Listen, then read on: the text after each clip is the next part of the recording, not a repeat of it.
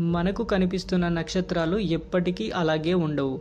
ప్రతి నక్షత్రం కూడా ఒకరోజు మరణిస్తుంది, కానీ ఆ మరణం తర్వాతే అసలు కథ మొదలవుతుంది. నక్షత్రం లోపల హైడ్రోజన్ అణువులు కలిసినప్పుడు హీలియంగా మారతాయి. ఈ ప్రక్రియనే న్యూక్లియర్ ఫ్యూజన్ అంటారు. అదే నక్షత్రానికి వెలుగు, శక్తి అందిస్తుంది. హైడ్రోజన్ తగ్గినప్పుడు నక్షత్రం జీవితంలో పెద్ద మార్పులు సంభవిస్తాయి.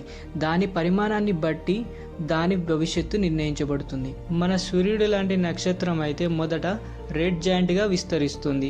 తర్వాత తన బయట పొరలను విడిచిపెట్టి చివరికి వైట్ డ్వార్ఫ్గా మిగులుతుంది. కానీ భారీ నక్షత్రం అయితే వాటి అంతం ఒక మహా పేలుడ్లా ఉంటుంది.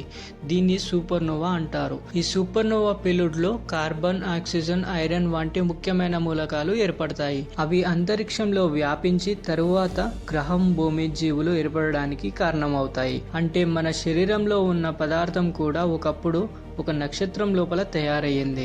ఇలాంటి ఇంట్రెస్టింగ్ ఫ్యాక్ట్స్ తెలుసుకోవడానికి మన ఛానల్ని సబ్స్క్రైబ్ చేయండి.